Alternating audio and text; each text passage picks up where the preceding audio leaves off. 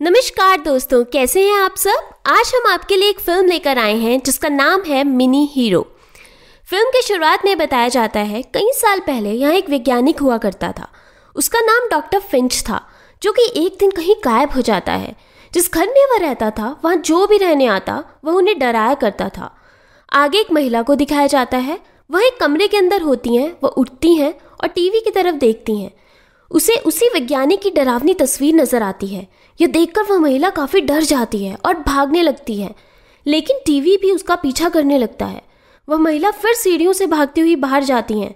पता चलता है कि वह महिला जहाँ भी जाती हैं उसे बाहर निकलने का दरवाज़ा नहीं मिल पाता। वह काफ़ी घबराई हुई होती हैं और पीछे जाने लगती हैं। इसी बीच किसी इंसान के लाल हाथ पीछे से उसकी गर्दन को जकड़ लेते हैं। फिर हमें पता चलता है कि यह सच्चाई नहीं थी, बल्कि वहाँ एक आदमी यह कहानी अपने ग्राहकों को डराने के लिए सुना रहा था। लेकिन वे लोग इस कहानी से नहीं डरते और हंसने लगते हैं। उन्हें लगता है कि वह पागल है। उस आदमी का नाम जैंग होता है।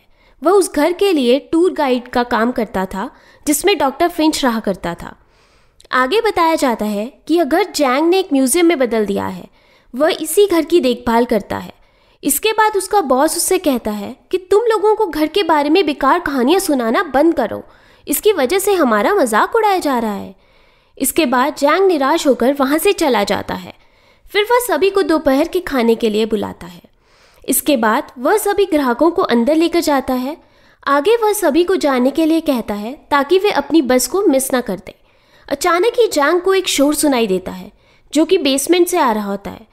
वहां लिखा गया होता है कि इस दरवाजे के आगे कोई ना जाए। उसे लगता है कि बोर्ड को नजरअंदाज करके कोई इसके अंदर चला गया।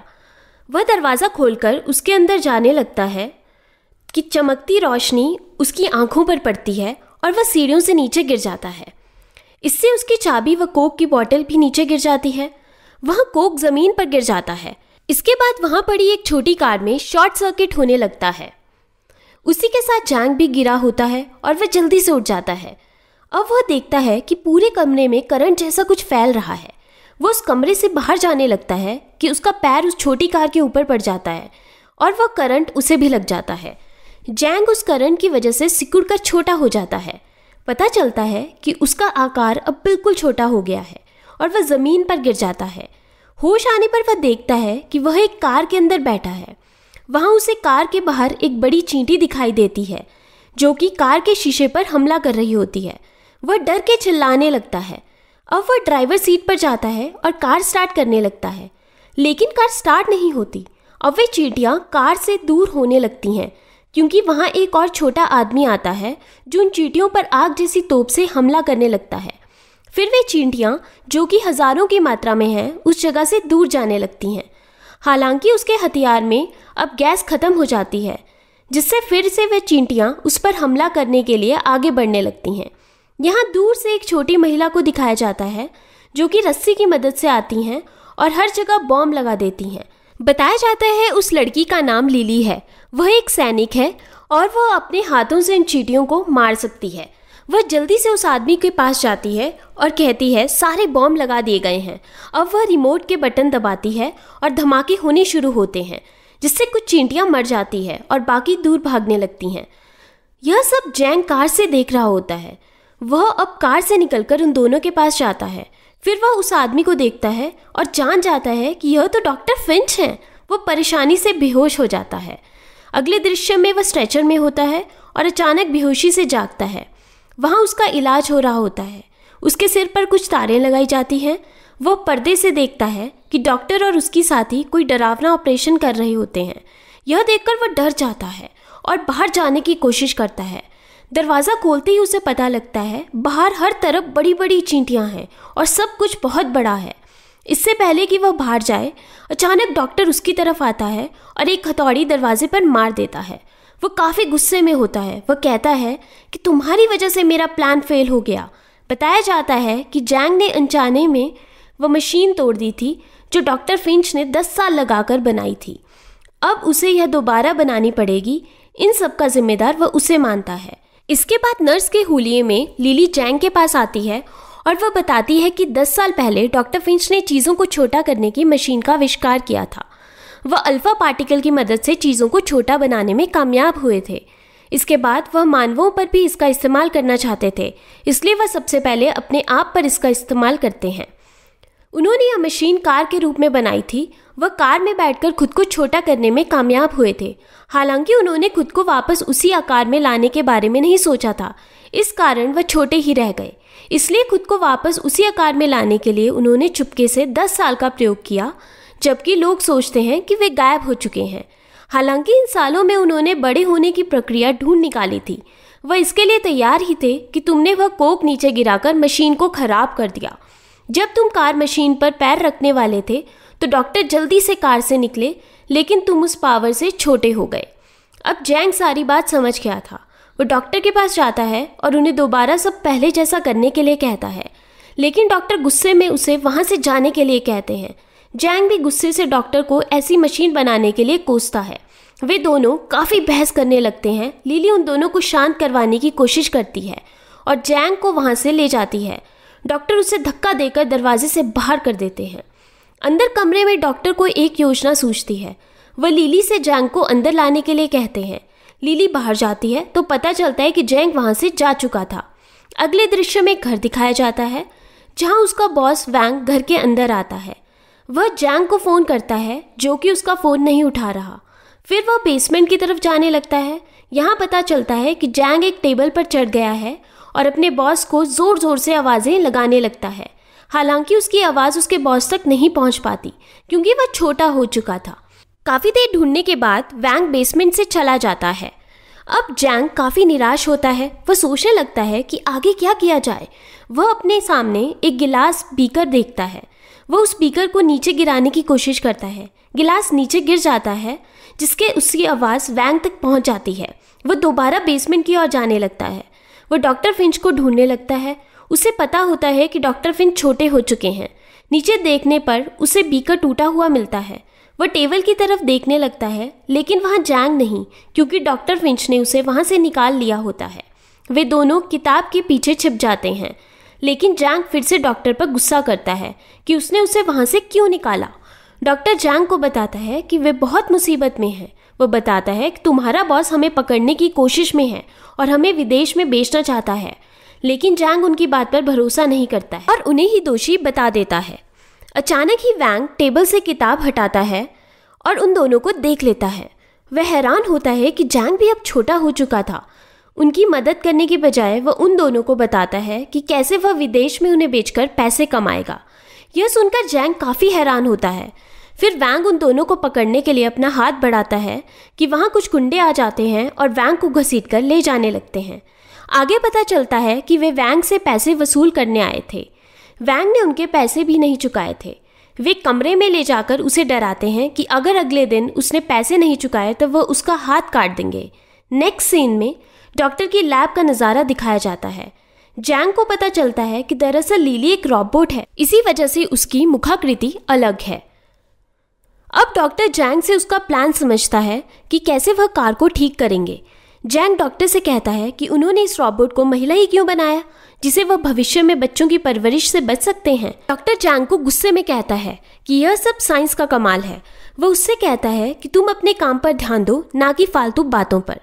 डॉक्टर जैंग को अपना प्लान समझाता है, लेकिन जैंग बार बार उस महिला को घूरता रहता है। डॉक्टर कहता है कि उन्हें कार को ठीक करने के लिए एक माइक्रोचिप ढूंढनी होगी।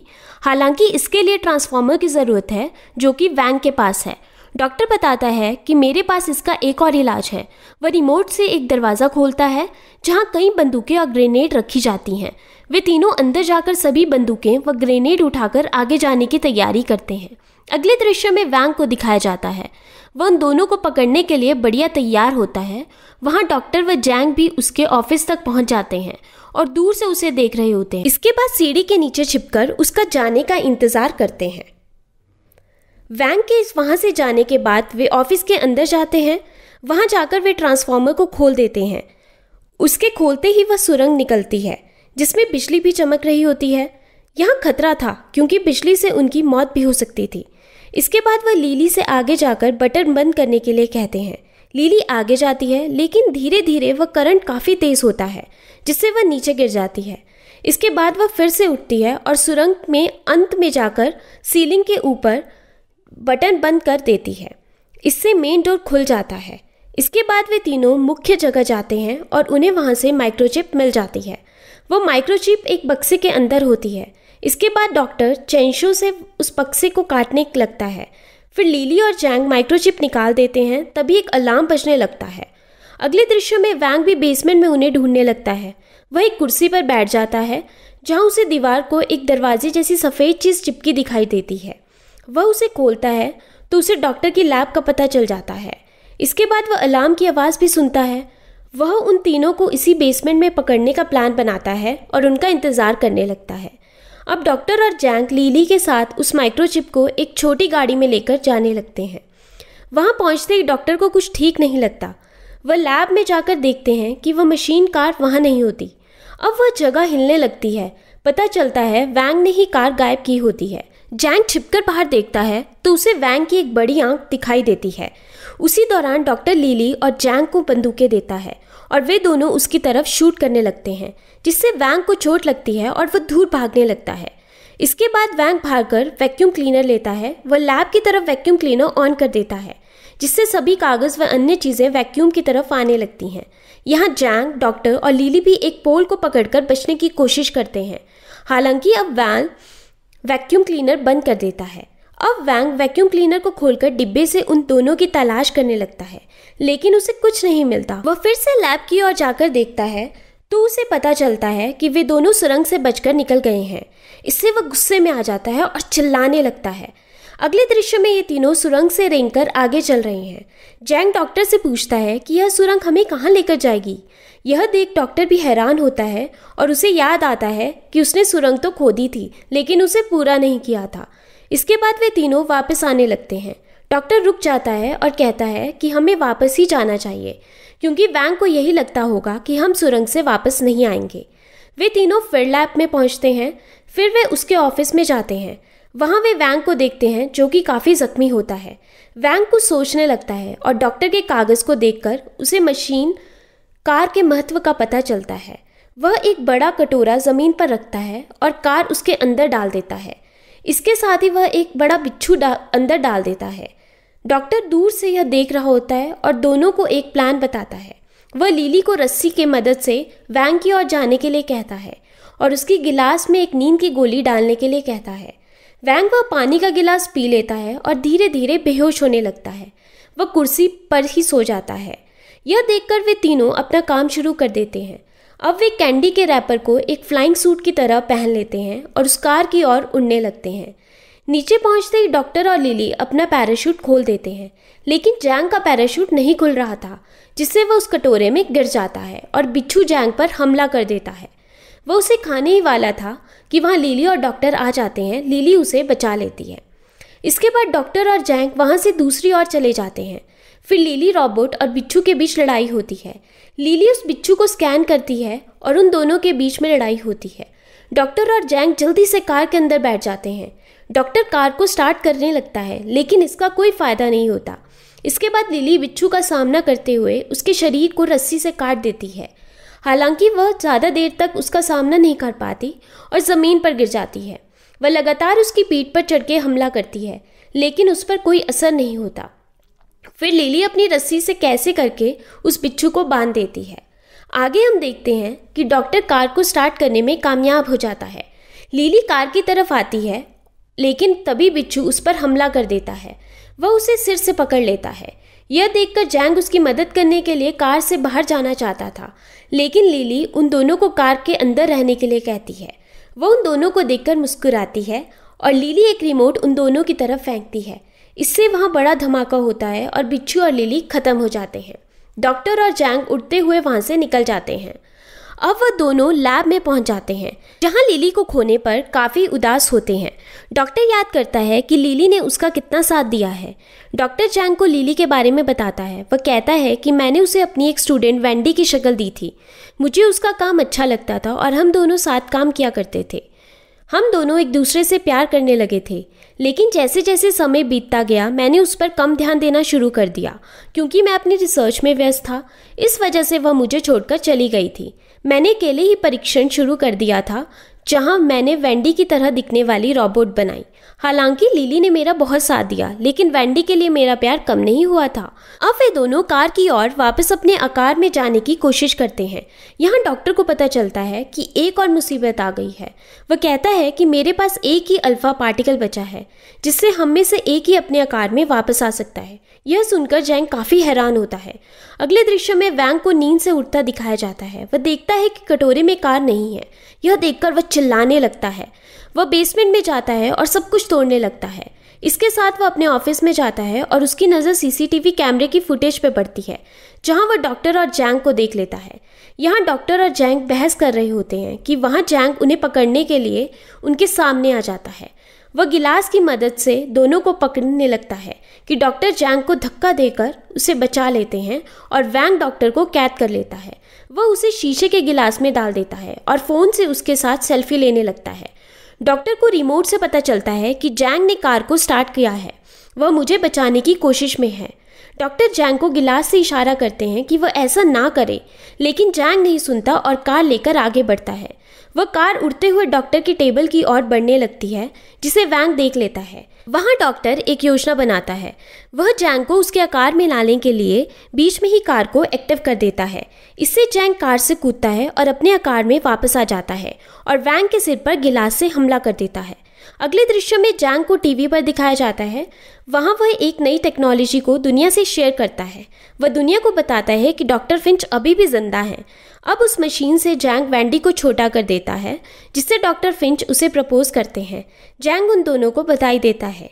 आगे वैंग को दिखाया जाता है, जो कि छोटा हो गया है और उसे एक कटोरे में बिच्छू के साथ डाल दिया जाता है। वह बिच्छू से डरकर भागने लगता है और इसी के साथ यह फिल्म खत्म हो जाती है।